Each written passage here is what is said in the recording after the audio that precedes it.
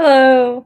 I am in an anthology called Jailbreak that is going to be coming out on September the 10th, and I am in the revision stage of my draft. No one else has seen these words other than my co-author because we're planning on it actually being part of the first episode of a serial series that we're doing. I do not have a title for the short story, so if you can think of a title based off of this first chapter or something like that, that would be great. But I thought I would just go ahead and read the first chapter, especially for my newsletter subscribers, because I didn't really have anything to share this week or last week. So that's what I'm going to be doing is reading chapter one of my dragon story that's going to be in the Jailbreak anthology, which is a paranormal prison um, genre anthology, and the theme is escaping prison. So I was like, okay, we're gonna do this. So mine has dragons in it, and it has a male POV for the entirety of the story. But the serial series that I'm going to be doing with Nigella Carter has a female POV as well, and that character is a witch. So without further ado, I'm just going to go ahead and get started reading chapter one.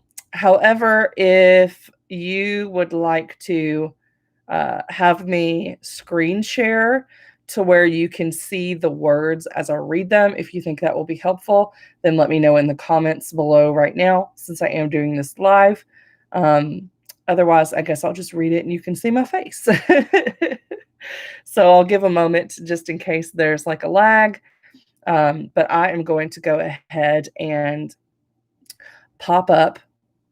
I'm going to go ahead and pop up my story so that I'll be ready to read it. Okay. I do not see any comments, so I'm just going to go ahead and start reading the story, and hopefully it'll be all right. And if y'all have any feedback on the chapter, please let me know, because like I said, no one has seen this like self-revised version.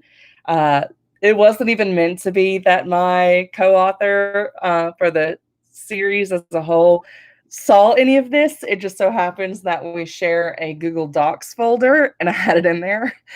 She got curious, so she read the extremely rough draft that was dictated for the most part. So yeah, y'all are like the first official ears for this. So anyway, I'm going to go ahead now with chapter one. Okay. Whew. I'm only human these days, slaving away with the other male prisoners under the boiling river of Tarson. It's so friggin' hot down here, the cavern walls sweat from humidity. If it weren't for the rules and my need for secrecy, I could shift and my mesothermic dragon form would regulate my body temperature. But alas, the warden would rather keep us uncomfortable by banning even a midshift, where we'd stay our normal size but reap the benefits of our biology. Though it's evident he has spies, he doesn't employ guards to maintain order or protect the weak from bullies. The spies report chaos and rule breaking, and he seals the geothermal tubes that warm and cool this hellhole to assert his authority. After bodies drop like flies and make daily chores unbearable, we submit. He's a clever tyrant, I'll give him that. But the conditions are an unnecessary additive to our punishment that causes many to revolt or perish in pursuit of escape. My t-shirt clings to my sweaty skin. I feel bad standing in line for food. I'd feel bad standing in line for food if the others were clean, but we're all grimy and rank, not that I can smell anymore. After a few days underground, my human mind classified body odor as safe and stopped detecting it. Still, my senses are able to detect my cellmate, Pip, as he meanders into the mess hall, leaving a trail of city footprints in his wake. He sneezes into his puny arm, the sudden movement loosing debris from his disheveled black hair. The rear dragons scoff at him and recoil. There are no doctors in prison, and though many long for death, these dragons believe they can escape with their lives. Pip wipes his arm on his shirt and darts behind them. The line for food is a silent one, and disturbing the peace makes him a target for Klaus's wrath. Luckily, Klaus is at the head of the line, helping himself to a gluttonous serving of food that will leave the last of the dragons without. I clench my fist. and skin tightens on my forehead, tugging the fresh cut on my brow from yesterday's encounter. Pip's sneeze led to a fist fight I had to end. He looks more giraffe than human now, and I'm not ready for another confrontation. Even though Klaus's entitlement enrages me, I have to pick my battles to avoid a fate worse than prison. Besides, I chafed my hands boiling sheets this morning, and dehydration has left me too weak to fight, especially knowing Klaus's worshippers would help him pummel me. 6 months ago, a group tried to locate the shuttle bay where newcomers enter. After a week of searching, only one of them returned, Klaus. Now he rules the underground. I move forward, keeping a cautious eye on him as he plops in a chair and takes a bite out of his steak. Finally, I get my own and claim a table for Pip and me.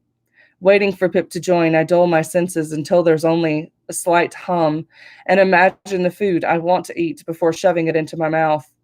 Overcooked rice that dries my throat and causes occasional coughing fits turns to rice pilaf. Steak that tastes like a rubber ducky with pepper shifts to steak with succulent juices, caramelized onions, and mushrooms. Pip takes a seat across from me and attempts my ritual as I reclose my eyes and visit a memory. I open chocolate pudding cups, squeeze them onto a graham cracker crust, and covered the top with a layer of whipped cream. Cold air hits me as I slide the concoction into the freezer to sit for a few hours and morph the pudding into a mousse. Thalia sets up a game of dragons and mages, letting me rant about my latest devastation. Malin Madros, you're going to be fine. As always, I take a deep breath and choose to believe her. I spew hot liquid. I spew hot, soupy liquid. My eyes flash open. My hands reach for my gut, but the table's there. I gasp and shove the table away, launching to my feet before I can figure out what just happened. Loud chattering sets off behind me. I look, then follow their gazes to Klaus. He's holding Pip by his collar. Pip digs his fingers in and pulls, slipping out of the shirt. My breath hitches at the sight of him. Purple splotches dot his once covered pale flesh. I can't believe he's been walking. He probably has cracked ribs, which justifies last night's wheezing fit. Crooked claw! Klaus shoves Pip toward me. Like my artwork. I fall back with the weight of Pip crashing into me. My muscles scream and I roll him off. Spectators cheer for a fight. Pip cradles his fragile arms, tears staining his eyes as he tries to breathe. In my daydreaming, I missed what provoked Klaus. Not that he's ever needed a reason to be a bully. Moments like this ignite the dragon within, and scales beneath my skin vibrate with anticipation, making me itch. Klaus puffs his chest and breaks the rules by ejecting his talons. I asked you a question, Scarface. My cheek buzzes under his stare. My lightning scar snakes up my back and across my neck to my cheek like a tree's bare branches. It might be beautiful if it weren't a reminder of what I'd done to get here. How had he seen it? Klaus darts forward. His fist cracks against my jaw. I go airborne and land on my back on top of trays of food where he was last sitting. Groans go up, and his wingless brigade launches an assault on my body. I bring my knees to my chest and shield my face. Hey, Pipsqueak, Klaus says to Pip. I'm thinking you don't need regular rations since you're so skinny. How about I take half yours from now on? It's an unspoken rule that we don't shift down here. For one, there's just not enough space for a full-grown dragon. But these dragons are going for my ribs, and I have no way to protect Pip in my human form. My skin itches and stings like crickets in tall, dry grass. My clothes shred instantly as my new body fills the room. The wingless brigade runs, seeing my pattern of scorched scales. I've been so careful to hide them, but Klaus saw, and now they all do. Dragons are forbidden to fly in a storm. Lightning can take us out, and few survive. I have. Therefore, I'm a threat. My red scales are like a warning sign against anyone who dares fight me. I am an alpha dragon, last of my bloodline, perk of both my parents being dead. Klaus's eyes glow blue. Bingo. He may tower over me as a human, but he's only a beta.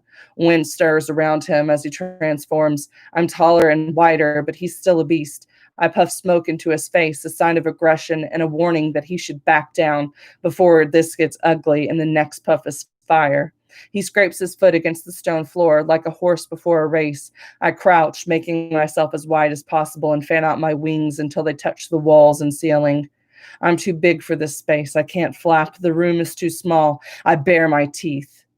He expands his wings, filling the other half of the room. He's far less restricted than me. He can stand at full height. I'm in push up position, feeling claustrophobic. His tail swings under his wing, and his spikes slash my arm, drawing blood. I ram him with my large head, forcing him to the wall. Back down, I say with the mind speak only alphas can use to dragons outside of their clan, a universal language of sorts. Wind swirls yet again. Crisis avoided. But he doesn't shift to human form. He shifts to midshift, same size as his human body, but covered in scales, sharp teeth, and claw like fingers. Before I can take it all in, he slides under me, slashing the underside of my stomach and finding Pip at my rear. I can't spin to catch him. I'm too large. My heart beats through my ears, and my roar shakes the walls as he grabs Pip's throat with his claws. By revealing my alpha status, I found the kink in his armor pride. I stomped it when his buddies ran with fear. Klaus's fist tightens. There's no time. I swat with my tail, impaling him through his back. He gasps and gurgles blood with wide eyes. Before I can shift down and free Pip from his grasp, he stabs him with his claws and sinks to the ground in a puddle of blood.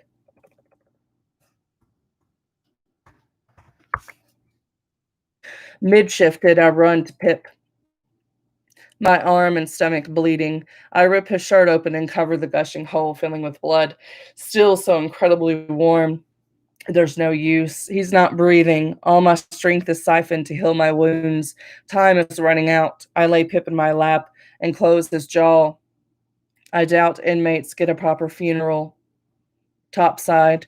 I should turn him to ash with dragon fire, but it would fill the air and suffocate those in human form. I cradle him instead and bring him back to our cell, lowering him to his bed. The informant will tell the warden and have a crew retrieve his body. Only they will be able to pass the magical seal that protects us while we're in our room. I forced myself to the showers and washed the blood free from me. Redressed in my night shorts, I drag myself to my cell. The body is gone.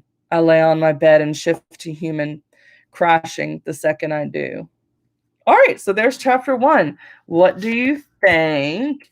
Um, so basically in that chapter, what I was trying to do is show one, that they're in prison, um, have kind of a save the cat moment where you feel a little bit of empathy for my main character, Malin. And I do that, hopefully I did that well, by having him stand up for Pip, who is like not able to really stand up for himself. He's like the weakling of the bunch. And there's these huge dragons, and then it's like that interesting thing where it's like, hey, here's a twist. Because yes, my character Malin is smaller than like the prison bully slash prison god, whatever you want to call him. But whenever he reveals his true self in his alpha form, then you get to see, oh crap, like this is a more equal fight than you would think. Because even though then when he becomes his alpha form, because of the surroundings that they have, the fact that he's in an underground tavern or cavern, there's not a lot of space, and dragons are huge. So the way that I imagine the dragons is like just from the base of like the neck to the butt, so not even including the tail, would fill up the room that I'm in right now. So they're very, very large. And this cavern that they're in, this is one of the larger pockets because it's like their mess hall. So they had to have a lot of room. So just think of like a big cafeteria. So now you have this dragon.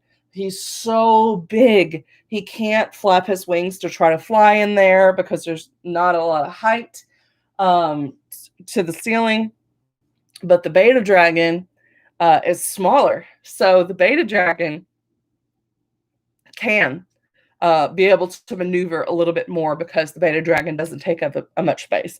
So if you're a writer, that's one way that you can do it, where you can say like, okay, even if you're technically the one with more power, if you make the surroundings and the settings more difficult for that person to use all of their abilities, then that can create a more suspenseful read.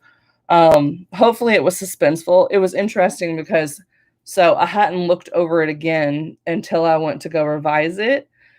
Um, and I thought that I was gonna need to add a lot more to, like, the fight scene, but then once I got into it, I'm like, "No, this works. I don't need it anymore."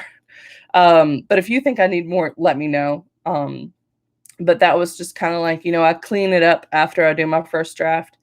And sometimes I add a couple sentences here and there, or I add description, tweak the way that my words are arranged.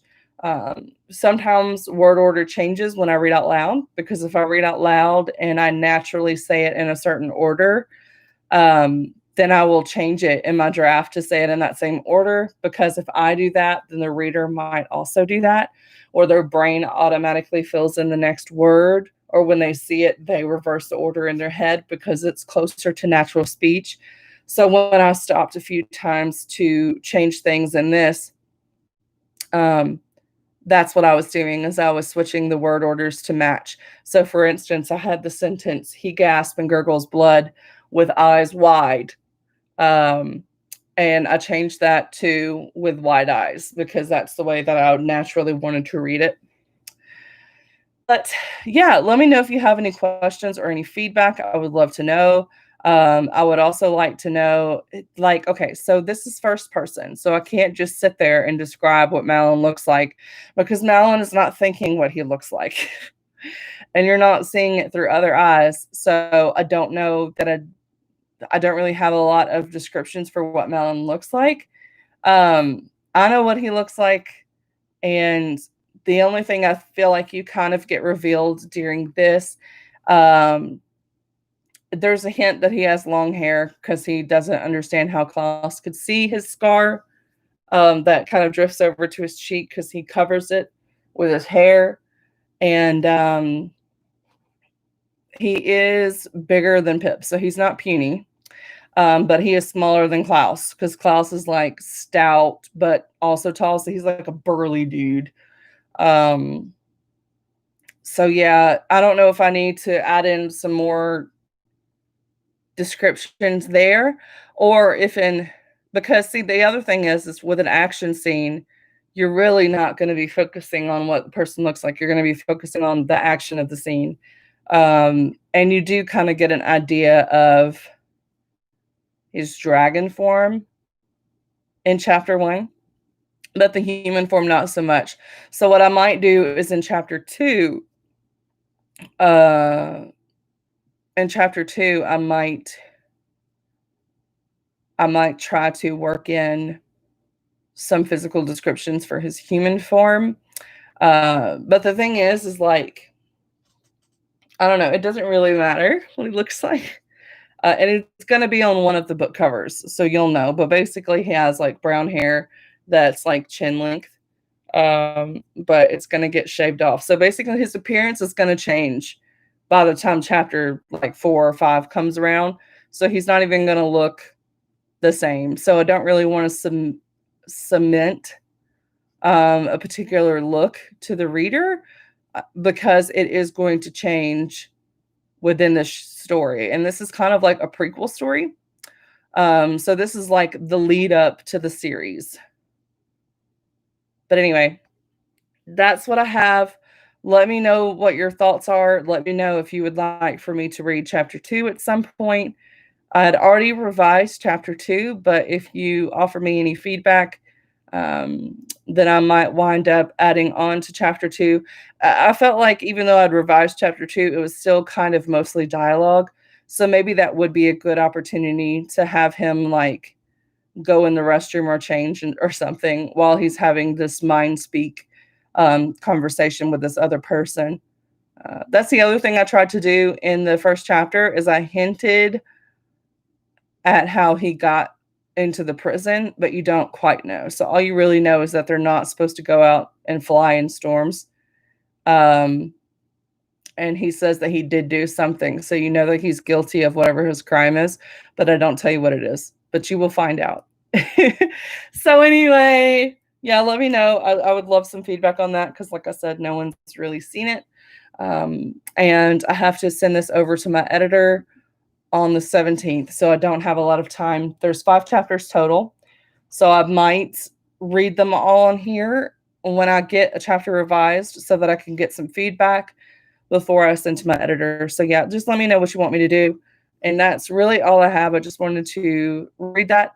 And then also I have a another story that's my adult contemporary romance that I was considering reading chapter by chapter on here to kind of keep me motivated. And if I made it a regular thing where you knew, like, hey, every night at this time, I'm going to be reading a self edited chapter of this book, then that would give me a way to kind of move things along because I'm supposed to be giving that to my editor on the 28th, which means I have 18 days and it's not even written all the way. So that's why I have not done any of the readings yet because I have not finished writing it. So I thought I would come on with this instead. But I need to go do my newsletter because it was supposed to go out at 8 a.m., but I slept until 5 p.m. today for some weird reason. So that's all. Thanks for watching, and I will see y'all in the next live stream because I've decided I just want to keep this channel very low key. I don't want to be doing any editing or anything like that. I just want y'all to see me as I am, daily life, nothing special. Don't even have a light on right now. And just kind of get like the real insights to like author life and stuff without all the glitz and glam, which I could do and I have done before. That's why you see like the background and everything. I've done all the fancy lighting and all that stuff before, but I'm just like, that sort of thing kind of holds me back because then it's like you have to look a certain way and have a certain attitude and everything like that before you press record. And I would rather just pop on the live and just be like, hey, everybody, this is me and this is what I'm going to be talking about today. So that's why this channel is kind of low quality with aesthetics, but hopefully okay quality with content. But anyway, that's what I have for y'all. And I'm going to stop rambling now. Bye.